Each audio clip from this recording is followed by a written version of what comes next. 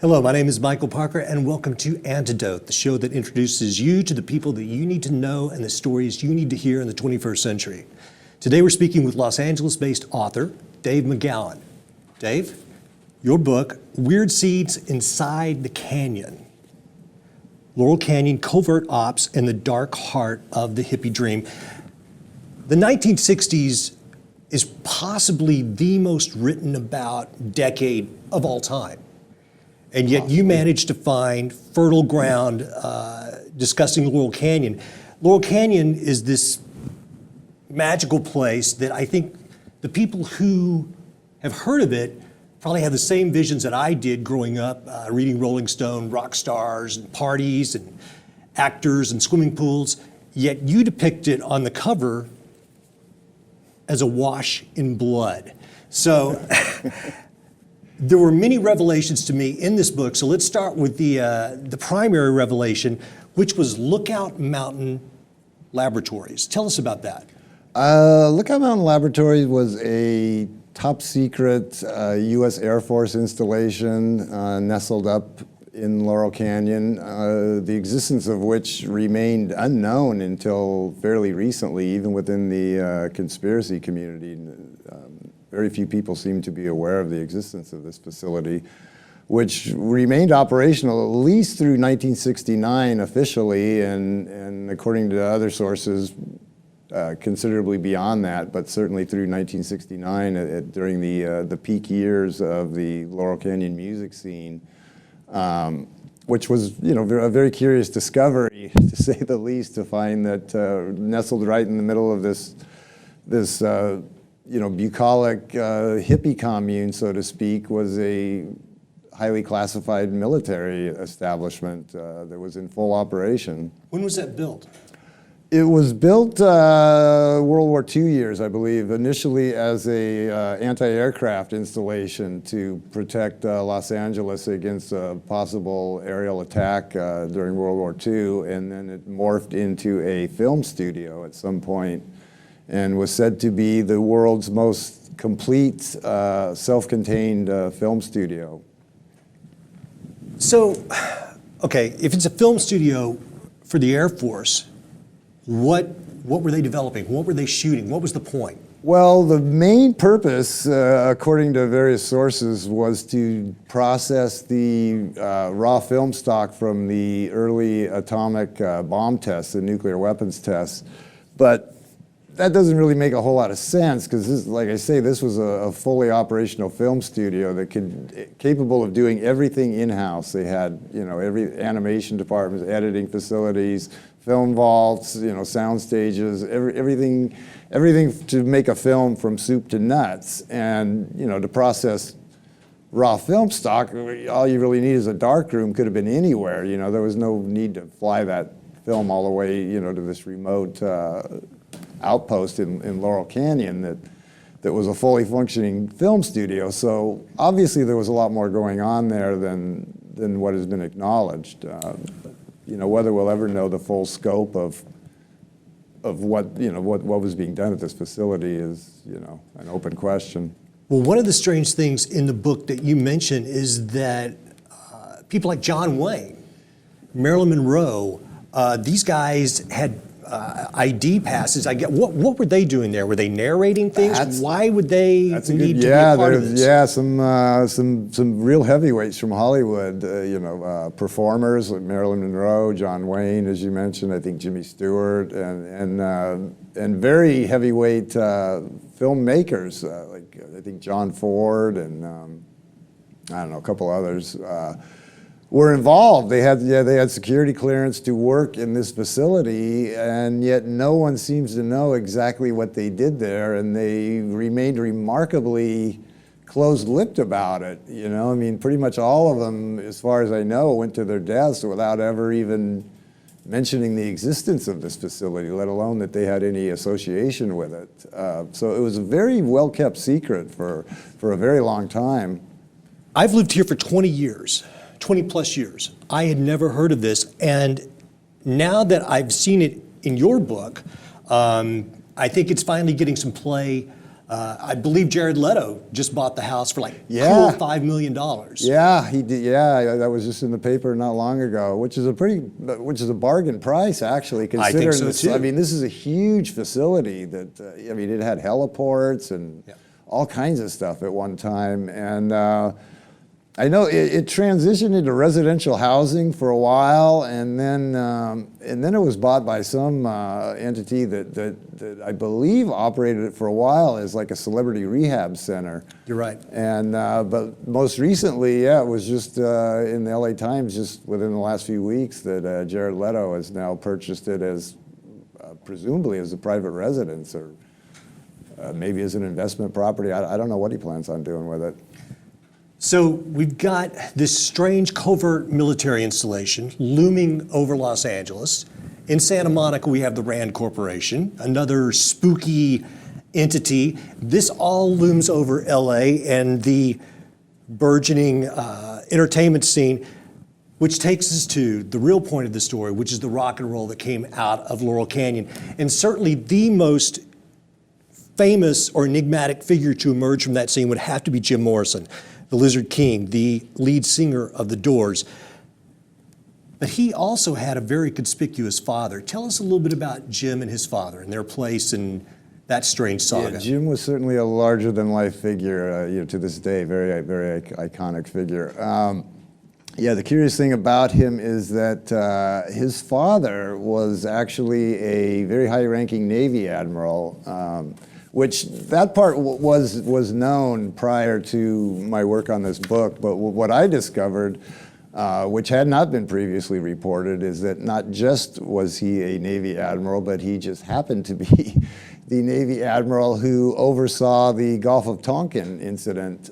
He was the commanding officer of the ships involved in that notorious incident, which of course led immediately to the passage of the Tonkin Gulf Resolution, and then to the full-scale involvement of ground troops in Vietnam, and ultimately the deaths of some 60,000 Americans and countless millions of Vietnamese and Laotian and Cambodian people, all of which was a direct result of this so-called Tonkin Gulf incident, which Jim Morrison's father was a key figure, to say the least, in orchestrating that whole incident that quickly resulted in the U.S. being engulfed in a very, very bloody quagmire over there, and that happened just like within a year or so of the sun emerging on the Laurel Canyon Sunset Strip scene as this larger-than-life icon of the anti-war,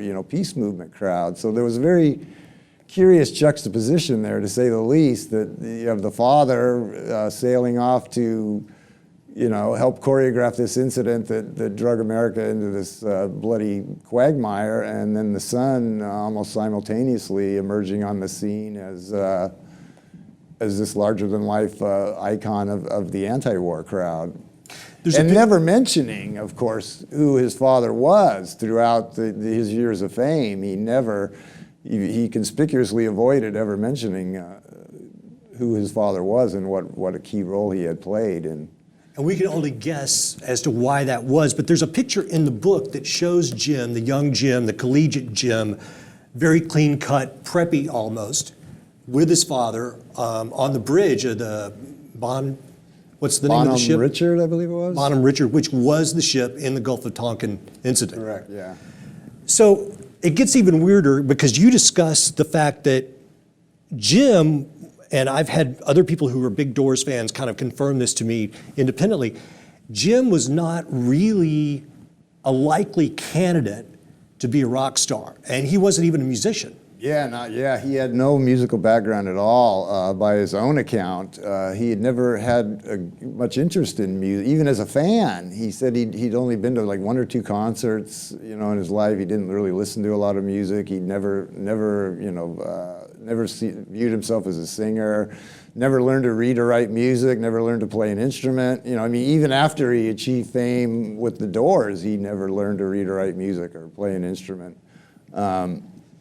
And yeah, and you know, by his own account, he you know, was not, he'd had no musical training and had never viewed himself as a, you know, musician or singer-songwriter. And as you say, not long before he emerged as this figure that we see here, yeah, was a very much different Jim Morrison, very clean-cut, collegiate, almost unrecognizable. You know, seeing his father off as he was about to leave, I think sailed out of San Diego for the Gulf of Tonkin, and yeah, and within a year he had completely transformed himself physically and emerged as this rock star, just out of nowhere. I mean, just an amazing physical transformation and an amazing transformation from someone who had expressed no interest in music whatsoever to, you know, just like overnight becoming this huge international star. He was, the Doors, the whole scene that they emerged from, largely considered to be the leaders of an anti-war movement. Obviously, we know what happened with the Doors as they continued, but what blew me away, Dave, Jim died the same day his father gave a speech on the decommissioning of the ship that he was the rear admiral on during the Gulf of Tonkin. Yeah. Yeah, it was yeah, very strange. That's really weird. Very strange timing, yeah, to say the least. It's almost like both of their missions were done. Yeah, to some extent, yeah. Yeah, I mean, Jim Morrison was just a fascinating guy, you know. I mean, in a very short period of time, from like 1964 to 1971, there were like 3 separate Jim Morrisons, really. I mean, he just had a remarkable ability to reinvent himself, you know, from this clean-cut collegiate kid to this, you know, this Greek god rock star, yeah. And then in the later years to a very overweight, heavily bearded, reclusive poet. You know, and you look at pictures of Jim in these 3 eras, and which were very, you know, close together in time, and he looks like 3 completely different people. It's extraordinary, really, the capacity he had to reinvent himself, which is one thing that's given rise to various theories that he didn't actually die in Paris, but reinvented himself once again and went on under a new persona, which is not beyond the realm of possibility. But it's one of those things that I never gave too much thought to. I didn't buy it, but after having read your book, having spoken to other friends who are Doors devotees, who knows? Jim Morrison, amazing rock and roll performer. Let's move on, because there were so many bands that emerged out of the Laurel Canyon scene. And one of the things that we're going to find that is the primary premise of the book is almost all of these bands had within their family background military intelligence, some form of military ties, political ties. I'm going to name some of the bands out of Laurel Canyon because there's so many. The Byrds, the Doors, Buffalo Springfield, the Monkees, the Beach Boys, Steppenwolf, Love, Frank Zappa and the Mothers of Invention, the Turtles, the Mamas and the Papas, the Flying Burritos Brothers, the Eagles, America. There was the singer-songwriters, Jackson Browne, Joni Mitchell, James Taylor, Linda Ronstadt, Carole King. It's nuts. Yeah, it's amazing how much talent poured out of such a tiny geographic area over such a very short period of time. It's remarkable. One of the things I was going to ask you, just so people get a grasp of what we're talking about here, I'm going to ask you about a couple of people, and you tell me what their relationship was to these military backgrounds, because some of these people were, I couldn't believe it. Papa John Phillips of the Mamas and the Papas. He was the son of a career Marine Corps officer who also various other members of his family were very closely tied to the military as well. His mother, his older sister, and his first wife were all career Defense Department employees. So, I mean, pretty much his entire family, everyone around him was a career military person, mm-hmm. And he himself was initially prepped for a military career. I believe he was a West Point appointee or Annapolis, one of the two. I get confused because there's so many of these people have such very similar backgrounds. So yeah, his entire family pretty much was from the military background, and not only that, but his first wife was also a direct descendant of John Adams, the second president of the United States, which is another thing that you will find is that some of these people, in addition to having a military or military intelligence background, a lot of them kind of come from what we could call like royal sort of blue blood bloodlines, so to speak. That's another commonality that a lot of these people share. Well, speaking of blue bloods, the most unlikely person, David Crosby, of Crosby, Stills, Nash and Young, and he was in the Byrds as well. He was in the Byrds. Talk about David Crosby, because he's an enigmatic character. Yeah, he was a Byrd, one of the founding members of the Byrds, the original members, and the guy who emerged as the biggest star. I mean, the name that we remember today, most people don't remember Gene Clark and Chris Hillman and even Roger McGuinn and Gene Clark is and the drummer wasn't Michael Clark. Most of them are, unless you're a real hardcore fan of that era, they're long forgotten. But David Crosby, of course, still lives on as an iconic figure. And like a lot of the people, most of the people who emerged from that scene as the big iconic figures, he has a very curious family background. Yeah, his full name is David Van Cortlandt Crosby. And he is a direct descendant of three interrelated families: the Van Cortlandts, the Van Rensselaer, and the Van Schuyler families. And if you look them up, bounce around Wikipedia for a while, you'll find that his family tree includes just people occupying virtually every position of prominence that you can imagine, back to the founding of the country. Revolutionary War generals, Civil War generals, judges, senators, congressmen, governors, just everything short of the president. Various members of his family have occupied for well over 200 years now.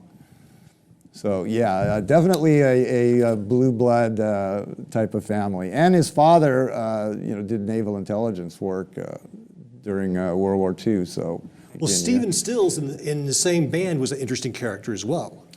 Stephen Stills was actually in Buffalo Springfield. Yeah, they were kind of the first two out of the gate, the first two kind of folk rock bands that really set this whole thing off. And of course they then later joined forces as Crosby, Stills, and Nash, but. Yeah, Stephen Stills, his father appears to have been some type of a covert operative. He's described in various biographies as a mercenary or soldier of fortune or various euphemisms, and he spent a lot of time bopping around various hot spots in Central and South America where, just happened to be places where we had a lot of covert operations going on, and so Stephen moved around a lot, and to various grew up partially in military bases and military schools in and around Central America. So once again, one of the person who emerged as the sort of biggest figure from the original band, Buffalo Springfield. Yeah, once again has the same, which we find time after time after Frank time. Zappa.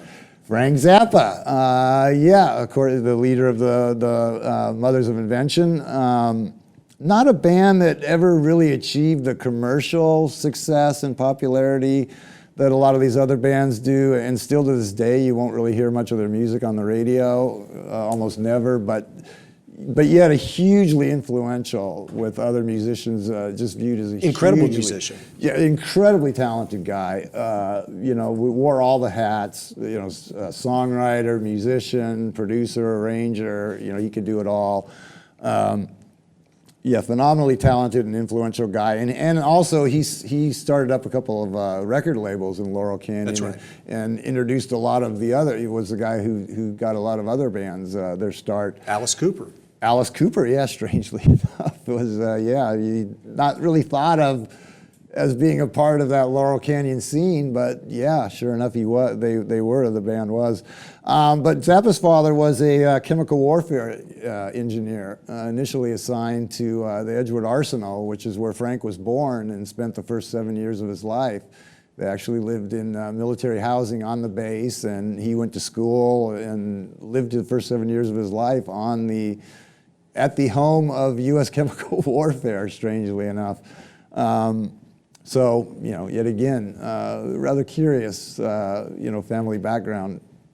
Just a few more, because we've got much to cover, but Jackson Browne, Graham Parsons, America.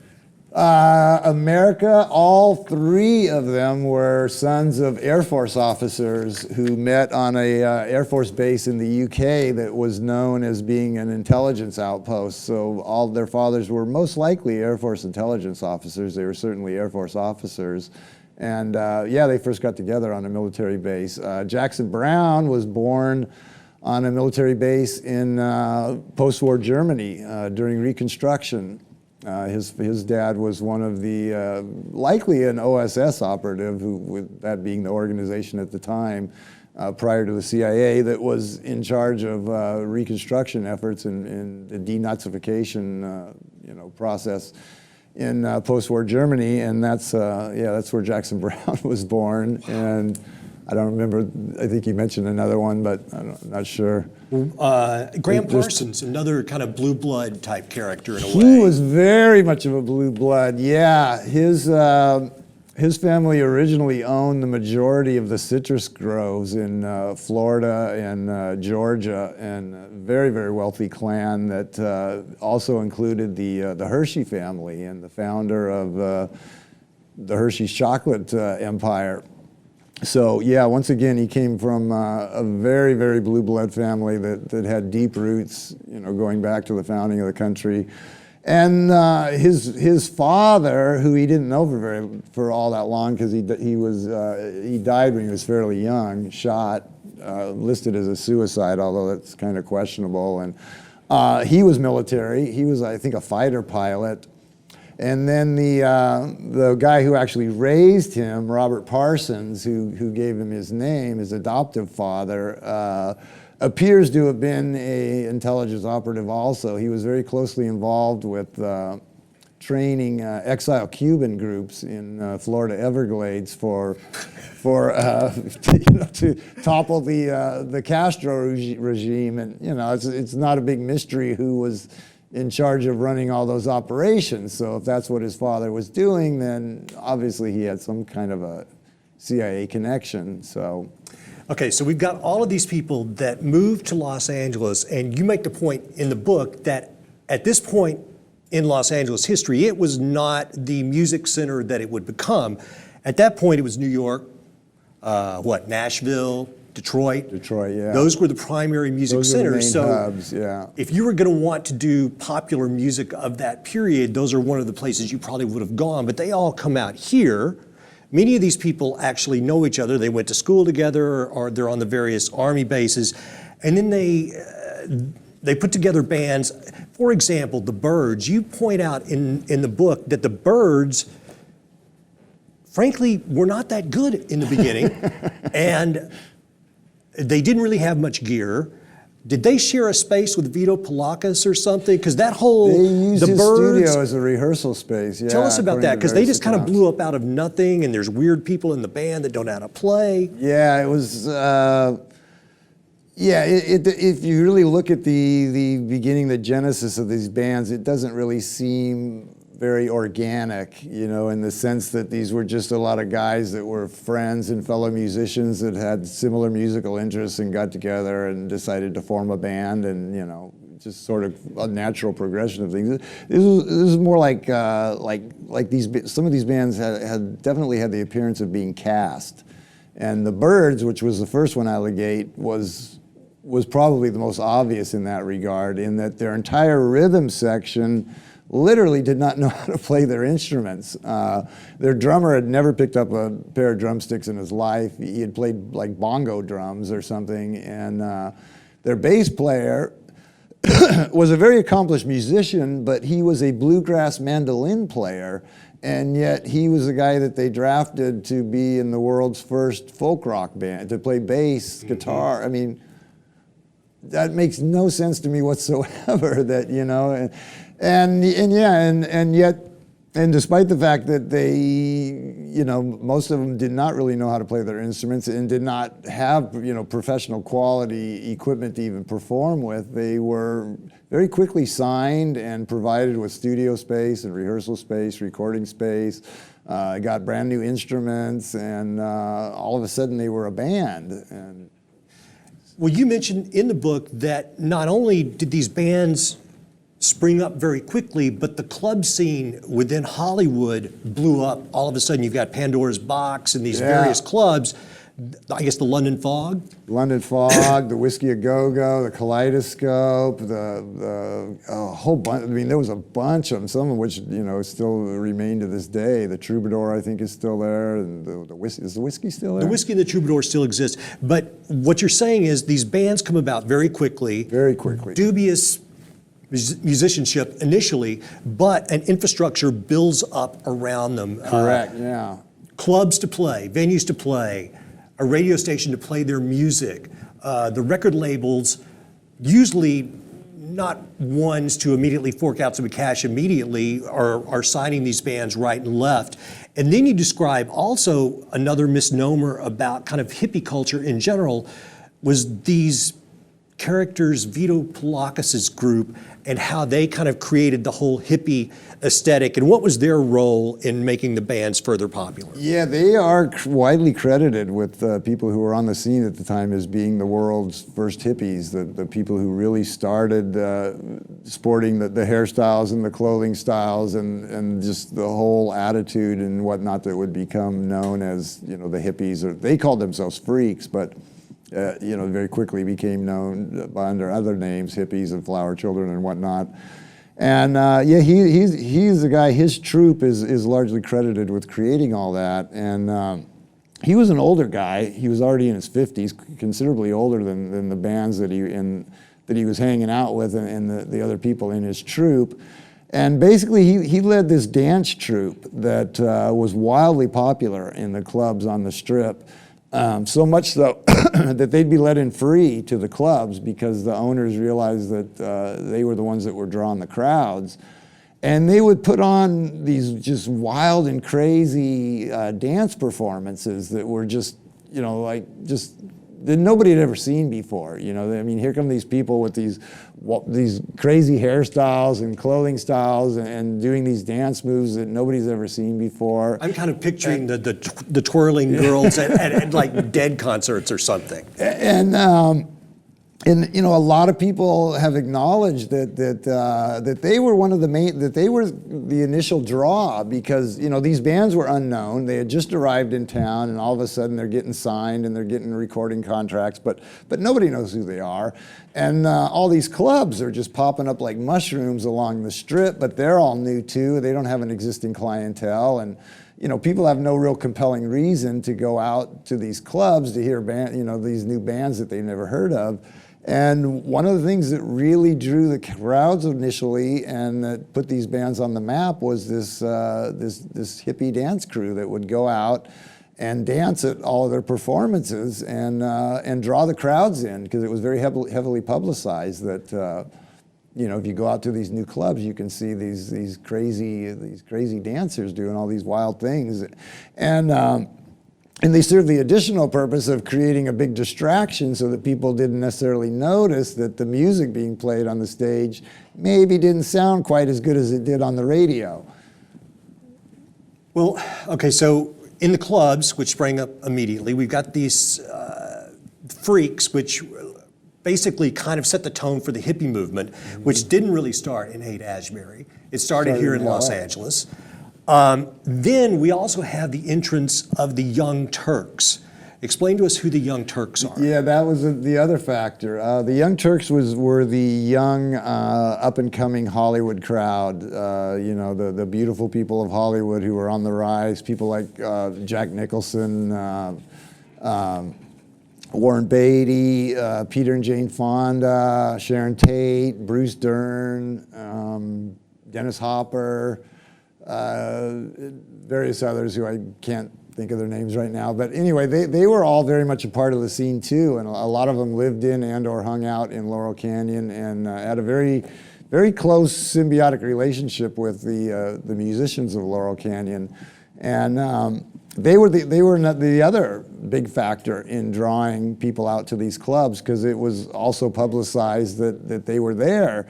And so, the initial attraction of these clubs when they first started opening up was, number one, to see these crazy hippies, doing these wild dance moves on the dance floor, and the opportunity to possibly rub elbows with Steve McQueen or Jane Mansfield or, these young glamorous Hollywood stars. And like I said, and that was also publicized, that these stars were out, hitting these clubs. And so those are two of the main factors that the Young Turks and the Freaks helped put these bands really on the map initially. Well, strangely enough, the coincidences continue, because most of these actors that you're discussing had the same military intelligence backgrounds. Yeah, they're very curious. Yeah, Dennis Hopper acknowledged not long before his death that his father had been a career intelligence officer, beginning with the OSS, continuing with the in his official bios, he's described as like a farmer and a postman or something like that. But Hopper actually acknowledged that his dad was in fact a career intelligence officer. And Bruce Dern. Bruce Dern, he was very tightly connected to the political establishment. His godparents were Eleanor Roosevelt and the perennial Democratic presidential candidate that never made it, Adlai Stevenson or something like that? You're right. And his uncle was a former Secretary of War, I think, who also happened to be a Skull and Bonesman. Around the same time as one of the Bushes, I believe.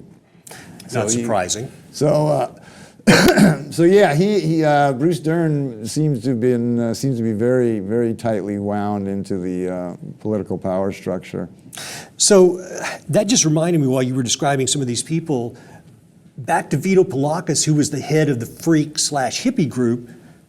He was related to the Rockefellers. He was related to the Rockefeller family by marriage, yeah. Dirty hippies, Rockefellers. Yeah, they go together, don't Absolutely. they? I mean, when you think of hippies, you always think of the name Rockefeller, Sure. right? So yeah, strangely enough, this guy who had virtually faded from memory. I mean, it was very hard when I first started researching the book to find any information on him at all. His profile has been raised now. He has his own Wikipedia page, and there's websites out there that feature his artwork, because he considered himself an artist. He was a sculptor.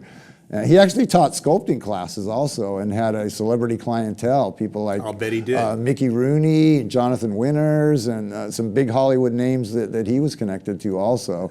And but yeah, he was related by marriage to the Rockefeller clan of all people. So yeah, I mean, anything that's ever come up in the conspiracy world, whether it's Masons or Rockefellers or Rothschilds or Skull and Bones, or one of the people in this book is connected to it. One or more of the people in this book it's amazing how all of these names and themes just seem to pop up throughout the book. Well, this is the perfect time for the entrance of Charlie Manson. Charlie Manson. Now, this guy shows up from Northern California, right? Well, he had been doing time in Right. Terminal Island in San Pedro, and then when he was released, he first went to San Francisco and made the scene up there, and then took his little magic bus and some of his followers and migrated down to LA, and very quickly managed to integrate himself into the scene and be accepted by a lot of these people, although after the arrest, they just couldn't distance himself quickly enough from him. But there are quotes in the book from the era of people who just were singing his praises left and right. I mean, Neil Young just talked about him like he was the greatest thing since sliced bread, and Dennis Wilson of the Beach Boys was a huge fan and provided shelter. And the Mamas and the Papas were very close. Both John Phillips and Mama Cass were very closely connected, so close that they were on the initial witness list to be called as witnesses at the Manson trials, but were never called and managed to keep their names out of the press for the most part. So most people don't even realize that they were so close. They were close enough that they were actually included as witnesses. So yeah, he was very close to, as were other members of his family, of the Manson family. Bobby Beausoleil, one of his, top lieutenants. Played in Love, right? Yeah, he was actually one of the rhythm guitarists for what would become Love. They were Grassroots at the time, and then they changed their name to Love, and right behind us here. And yeah, he was one of the original. There were two rhythm guitarists initially, Brian McLean and Bobby Beausoleil, and Bobby ended up getting cut in favor of guy whose name I already forgot, even though I just said it. But one of the main reasons that he was cut in favor of McLean, Brian McLean, is because Brian McLean had a very close relationship with Vito Paulekas and the Paulekas crew, and so the band realized that they could use them to draw the crowds and build a name for themselves. There you go. So otherwise, Bobby Beausoleil might have stuck with them and carried on as a member of the band. So. Yeah, the Manson family was very, very tightly integrated into that whole musical scene, and accepted as a peer, accepted as a fellow singer. I mean, Dennis Wilson, the Beach Boys stole one of his songs and retitled it and released it. So. And Guns N' Roses did one of his songs in Yeah, the 90s. I am not part of Team Manson at all. I could never understand people, young girls especially, wearing the Manson t-shirts and stuff in the 80s and 90s. Like, I was not down with that at all. A lot of the 90s bands were, Axl Rose used to wear his t-shirts some of the, who was it? Trent Reznor, Nine Inch Nails, recorded the Downward Spiral in the Death House because he wanted to get the right vibe for the record or something. Dave, I'm not really down with serial killers. No? No. Speaking of blood, because there's more blood. It's all over the cover here. Ladies and gentlemen, this is the cover. Notice the blood. The Wonderland Murders. The Wonderland Murders. Also in Laurel Canyon. Right in Laurel Canyon. Yeah, the Manson murders actually occurred in Benedict Canyon, but all of the principals, both victims and perpetrators, were well known on the Laurel Canyon scene. And the Wonderland Murders, which is the other probably the two most notorious to this day mass murders in the history of the city were the Manson murders and the Wonderland murders. And the Wonderland murders were actually committed right in Laurel Canyon at the near the top of Lookout Mountain on Wonderland Drive. And the house is still in existence to this day. You can still drive by and look at it. It's unchanged, which is rather remarkable because usually those kind of houses tend to be torn down and nobody wants to buy them or live in them. Like the Manson death house in Benedict Canyon was mowed down, and now there's this huge Mediterranean villa there. Have you seen it? It's I'm not hideous sure. eyesore. But the Wonderland death house still exists to this day, and both two very, very bloody mass murders to say the least. Both of them involved 5 victims. All 5 died in the Manson killings, and one of the 5 survived the Wonderland bludgeonings, but those took place right in Laurel Canyon. To dealers who were selling to, like one of the guys from Three Dog Night, acknowledged in an interview that he had planned to be there that night to pick up his supply and didn't make it. Luckily for him, perhaps. So so both of those murders are very, very closely connected to this scene that was supposed to be all about peace, love, and understanding, and flowers in your hair, and yet there's such a bloody and those are just the most high-profile deaths. Then there's all the individual, murders and suspicious deaths of people living in the canyon or very closely connected to it. Dave, within the book, you have an entire chapter devoted to the Laurel Canyon death list. Another strange thing is how many people that would go on to be these large stars had parents who committed suicide. Yeah, it was that remarkable. Somebody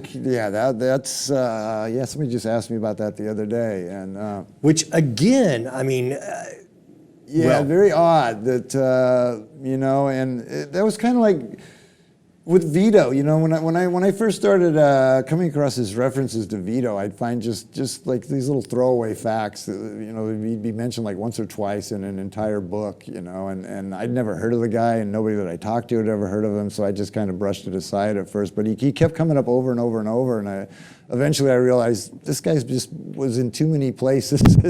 He was just happened to be in too many places at the time, and he must have been more important than I thought. So then I went back and researched him further and discovered that he was this hugely influential figure who was connected to the Rockefeller family and whatnot.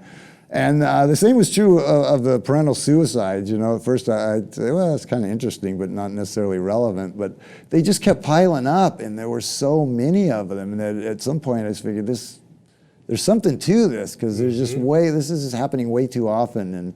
And the most notorious case was one of the Manson family girls. I think it was Catherine Scher, but I could be mistaken, who actually had 3 parents commit suicide. I mean, that's setting the bar. Both of her natural parents committed suicide, and then she was put in the foster system and adopted, and one of her 2 adoptive parents committed suicide. So yeah, this woman endured 3 parental suicides in her life, and I mean, you could just only imagine how traumatic and what kind of effect that would have on a kid. And there was a staggering number really of parental suicides. Well, let's circle back to the bands, because you may be asking yourself, all right, Michael, Dave, you guys are laying out all these coincidences, but what does it all mean? And it seems to me the premise of the book, first of all, the hills are alive for the sound of weirdness. And it's very weird. And beyond that, it almost would lead one to believe that perhaps the players here were either groomed for the positions that they would soon take, or maybe they were duped by the establishment, and one asks themselves, well, to what end? And I believe you make the point, and I buy it, that perhaps the whole hippie movement was largely created, why? I believe to undermine the budding anti-war movement, which is one of the other. You mentioned one of the great misconceptions is that the hippie movement began life in Haight-Ashbury, which is the 99% of the people. If you ask them that, I'm sure that's what they would tell you. That was the birthplace and the sort of spiritual center of the hippie world, and it comes as a shock to a lot of people to find that it actually began a couple of years earlier right here in LA, because that's just not what most people think of when they think of that era. And the other great misconception is that the hippies were synonymous with the anti-war movement, but that wasn't the case initially. There was a anti-war movement already in existence, primarily on college campuses, that was centered around these very conservative, well-educated, straight-laced college professors, and they're equally people you might have taken seriously. Yeah, people that you might have taken seriously, and then suddenly they were replaced with these long-haired, bearded, bead-wearing, slogan spouting, LSD taking, just, these people who everything about them, from their hairstyles, their clothing styles, their lifestyles, their, the free drugs and free sex and the whole lingo that developed around them just must have seemed, I mean, these people might as well have been from Mars to, people in mainstream America. And I mean, I grew up idolizing them and wishing that I had been born sooner so that I could have been one. But at the same time, I can see how that would be a much less effective face to put on the anti-war movement than what was originally on there. And there are quotes from people who were part of the original movement questioning whether, is this some kind of a government operation? Where are all these hippies coming from all of a sudden? And well, Dave, we're talking about all these enlistment age young men, lots of drugs, lots of sex, underage girls. A, did any of these guys get drafted? B, did any of them do any time? Because, no, I mean, all of this is going on in plain view. Yeah, that's another big clue that this may not have been. I mean, if these people were enemies of the state who were a thorn in the side to authorities and stuff, then the state had vast resources to bring them under control, and it wouldn't even have required like very heavy-handed tactics. There was a draft in place. That's what the whole counterculture was all about, was, you know, opposition to the draft largely. And yet, and most of these people making the scene were draft-age young men. Yes. And yet none of them had their careers in it, not one. Not even like some minor player, like some long-forgotten drummer for the Turtles or something. I mean, I literally could not find a single case of any of the Laurel Canyon musicians who had their careers interrupted by the draft, which is pretty remarkable given the time. Incredible. And, you know, this was an era when the country had very harsh drug laws, and these people were not only openly using drugs, in some cases they were openly trafficking drugs. Yes. And again, they never got anything more than a slap on the wrist, if that, and you know, consistently walked away from what should have been very, very serious charges with you know, a slap on the wrist at most. So, you know, like I said, again, the state had the tools in place to rein these people in if they were, in fact, you know, becoming a thorn in the side to the status quo, but yet they were allowed to, you know, do their thing. There you have it, ladies and gentlemen. Is it possible that the hippie movement, the great classic rock that emerged out of Laurel Canyon in the late 60s, early 70s, was a put-on? I don't think we're saying that. These people were talented. You take a person like Brian Wilson, you take a person like Frank Zappa. These were brilliant musicians, but perhaps there was a hidden hand. Maybe there was an agenda, maybe these musicians were duped, but the amount of coincidences in this book is outstanding. Dave, thank you for coming on. I really appreciate it. Thank you very much for having me. This is new and different for me, so It's new and different for me too.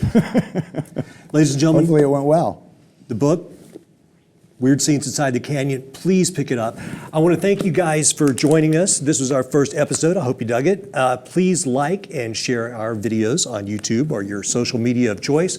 My name is Michael Parker, and next week we will be back with Dr. Susan Snyder. We'll be talking about neuroethics and the rise of artificial intelligence. Until then, you, me, I, we are the antidote. I'm out.